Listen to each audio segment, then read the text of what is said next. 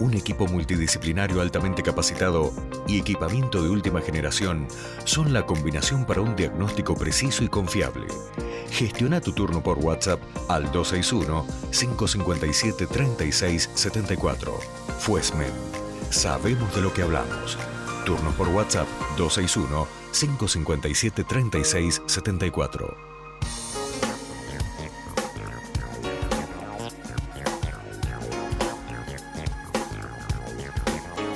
50 minutos ya pasaron de la hora 14, ahora sí arrancamos con el primero del desarrollo de los temas, pero le recuerdo, 261-691-3078 es la vía alternativa de comunicación. Muy bien, y el primero de los temas, el rol de la medicina nuclear en el diagnóstico y tratamiento de enfermedades tiroideas. Y saludamos al doctor Dardo Raúl Morán, del Servicio de Medicina Nuclear de la Fuesmen, que lo tenemos en el estudio. ¿Cómo le va, doctor? Un gusto saludarlo. Buenas tardes, mucho gusto. Un gusto. Bueno, primero que todo, arranquemos desde el principio. Hablemos de la ubicación de las glándulas tiroides y cuál es la función que cumplen. La glándula tiroides se ubica en la base del cuello, tiene una forma aproximadamente comparable con una H y la función principal es la de producir hormonas. Las dos principales se denominan T4 y la otra T3. Produce otras cosas más, pero vamos a apuntar directamente a qué es lo que hacemos nosotros en medicina nuclear, ¿sí? Tal cual. Cuando nosotros vamos a hacer uso en el diagnóstico y tratamiento, cuando recurrimos a la medicina nuclear, en este caso, de la glándula tiroides. Claro. Para dos, sí. Sí, en realidad la idea es saber cuándo empiezan a funcionar mal, ¿no? Para el diagnóstico y después vamos a la medicina nuclear, ¿no? Así nos ubicamos. Bien. La glándula tiroides produce hormonas. Puede producir de más o de menos. En este caso hablamos de función. Cuando produce de menos se denomina hipotiroidismo, que acarrea una serie de signos y síntomas que son muy conocidos, como puede ser el cansancio, puede ser la constipación, piel seca, hasta puede ser un estado de ánimo un poco depresivo o falta de ganas de hacer las cosas. Y cuando algunos lo aducen por el fin de año, ¿no? Bueno, estoy de fin de año, estoy cansada. Siempre hay una causa para atribuirle al hipotiroidismo, digamos, a otras cosas que no sean el hipotiroidismo.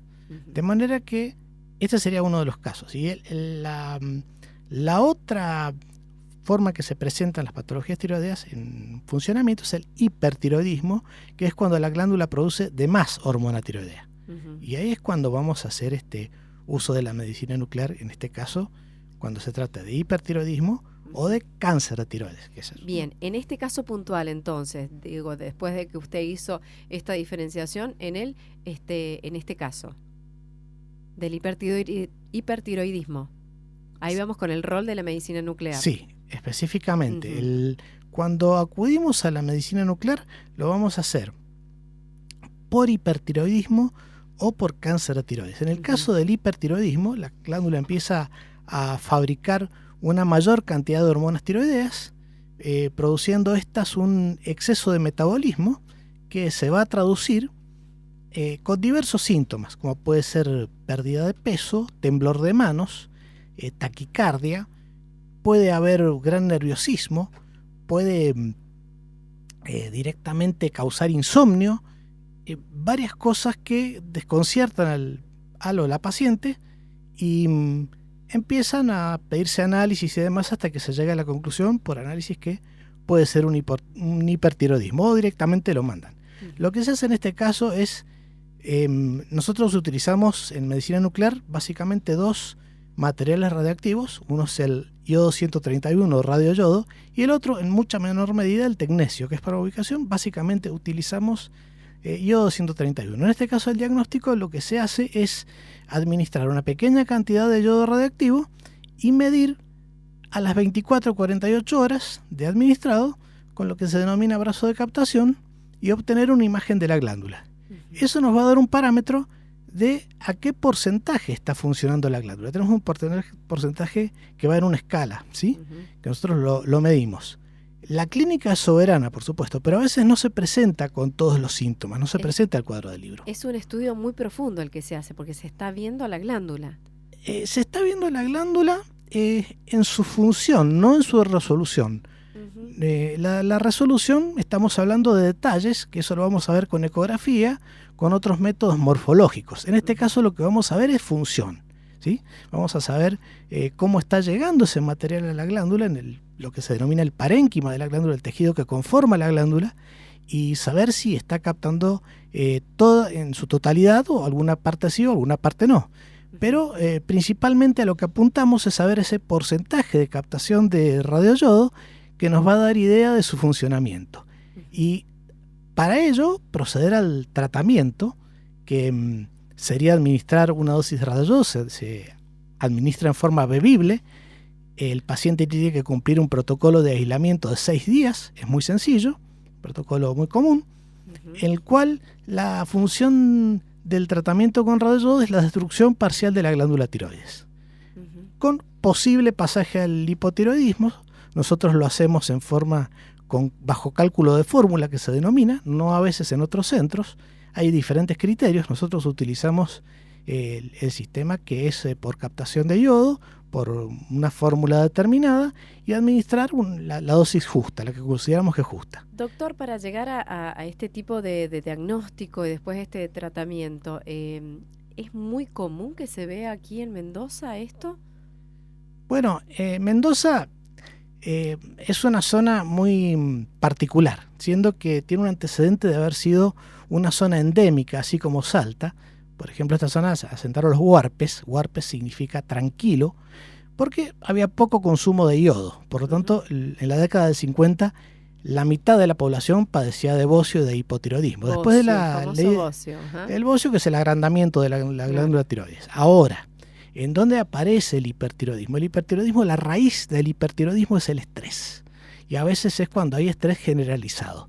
Puede ser algo personal, o puede ser, por ejemplo, los hipertiroidismos en masa, que puede producirse, por ejemplo, en muchos de los casos, algún terremoto, una guerra, algo masivo, alguna crisis económica. A veces aparecen los hipertiroidismos en masa. Es como una reacción del cuerpo. Exactamente, lo hace quien puede, no quien quiere. Algunos otros pacientes debutan con otras cosas, pero es notorio cuando ocurre algún tipo de acontecimiento que genere estrés en la población, que aparezcan los denominados hipertiroidismos en masa.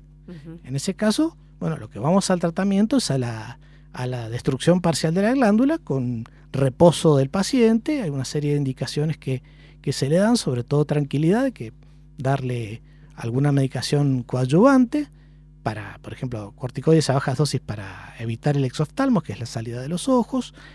Se dan beta bloqueantes para evitar la taquicardia, etcétera, etcétera. ¿Qué es más común, el hipertiroidismo o el hipotiroidismo? Lo más común es el hipotiroidismo. Lejos, sí. Es la baja función de la glándula tiroides. Tiene muchos grados, desde un hipotiroidismo notorio, donde el paciente está muy cansado, hasta un hipotiroidismo subclínico, que los síntomas prácticamente son muy sutiles y a veces el paciente lo atribuye a otra cosa, como puede ser que está trabajando mucho, como puede ser, piensa que son los años, y en ese caso lo más común es que el paciente se presente a una consulta por hipotiroidismo o presunto hipotiroidismo. Ya que está hablando de paciente, tenemos allí una comunicación, una consulta de un oyente, ¿lo escuchamos? Hola, buenas tardes. Hace años que tengo problemas de tiroides y tomo levotiroxina. Quería saber si siempre tengo que tomar la misma dosis o a lo largo de los años se modifica la cantidad de dosis que tengo que consumir. Muchas gracias. No sé si lo escuchó, doctor. Sí, lo escuché. La administración de levotiroxina lleva un control. Lleva un control porque mientras el paciente tenga glándula tiroides, esta puede variar en su función. Por ejemplo, en un caso de un estrés agudo podría producir más. No son los más, pero hay pacientes que han pasado del hipo al hipertiroidismo en forma espontánea. Y después variar su función o acrecentarse dicho hipotiroidismo. Lo más común es la denominada tiroiditis de Hashimoto, que es lo habrán sentido nombrar, y es una patología autoinmune. Con esto, ¿cómo lo puedo resumir? Son las mismas defensas del cuerpo que van contra la glándula tiroides y produciendo un agotamiento de la misma. Tiene varias fases, pero la respuesta vamos a que debe tener un control. Debe tener un control analítico y de síntomas, porque a lo largo del tiempo puede verse modificada. Claro, y cuando uno se consume levotiroxina ya es de por vida, ¿no es cierto? No necesariamente. Ah, qué bueno ese dato. No necesariamente. Porque el paciente se tiene que ir controlando permanentemente. Sí, el único caso en el que el paciente debe consumir levotiroxina de por vida es en el paciente que se le ha hecho una ablación, o sea, una cirugía que se le ha extraído de la tiroides. Y a veces, bueno, sobre todo por carcinoma de tiroides, que además se le da yodo radioactivo para producir una destrucción total. Eso es lo que hablábamos recién. A eso es lo que hablábamos recién, sí. Y acá la importancia de hacerse los estudios periódicamente. ¿Cada cuánto hay que hacerse los estudios para evaluar esto, no? Que si se toma levotiroxina o se suspende. Es muy variable, depende del paciente, de la dosis, de los síntomas, de la situación que está atravesando. Es muy personal y varía de paciente en paciente. Es algo, yo lo veo como algo muy personal. Usted habló, bueno, del rol de la medicina nuclear, importantísimo, con respecto a este tipo de hipotiroidismo. ¿Qué pasa con el cáncer? ¿Es muy frecuente cuando se diagnostica cáncer en las tiroides? Suele ser un hallazgo. El cáncer de tiroides suele ser un hallazgo que a veces se lo diagnostica el propio paciente. Muchas veces cuando se está peinando en el espejo aparece una pelotita que es un nódulo y se nota esa pelotita que se mueve, sobre todo cuando traga, y concurre al médico por otra consulta. La otra cosa es cuando se hace algún otro tipo de estudio, por ejemplo una tomografía buscando otro tipo de patología y aparece el nódulo tiroideo. Y a veces es porque consultó al clínico o consulta al servicio y se diagnostica.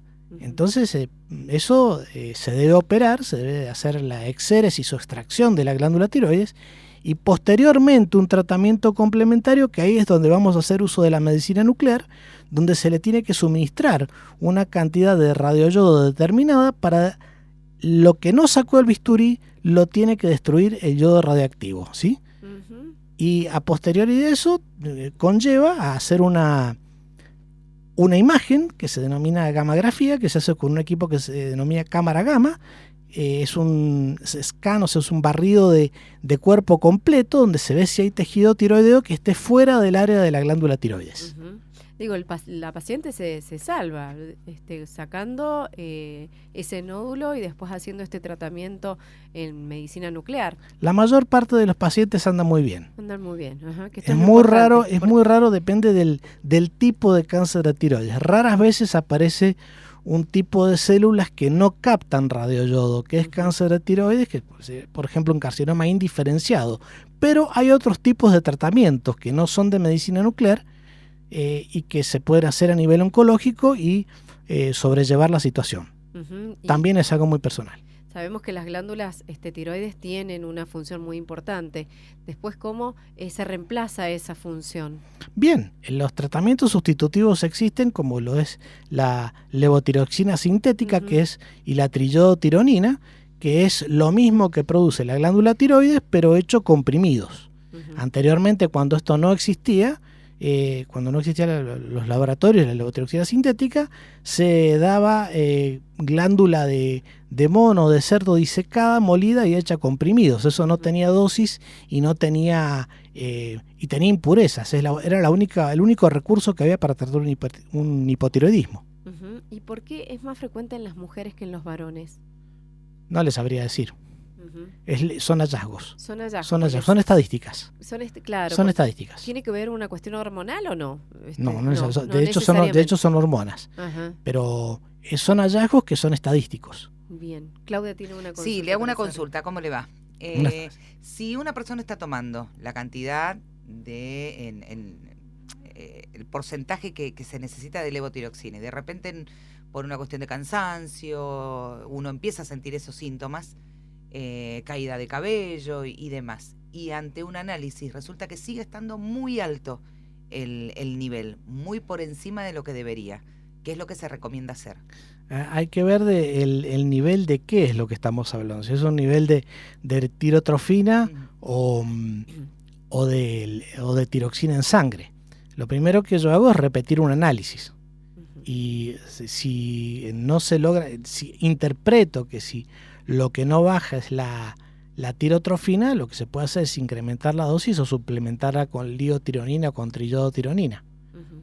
Eso también debe ser algo dosificado, controlado y evaluado con consultas del paciente en presencia. Doctor, para cerrar, ¿qué consejos podemos dar a aquellos que nos están escuchando? Y otra cosa, no se puede prevenir de ninguna manera, ¿no es cierto? Cuando aparece el problema de las tiroides, aparece. Bueno,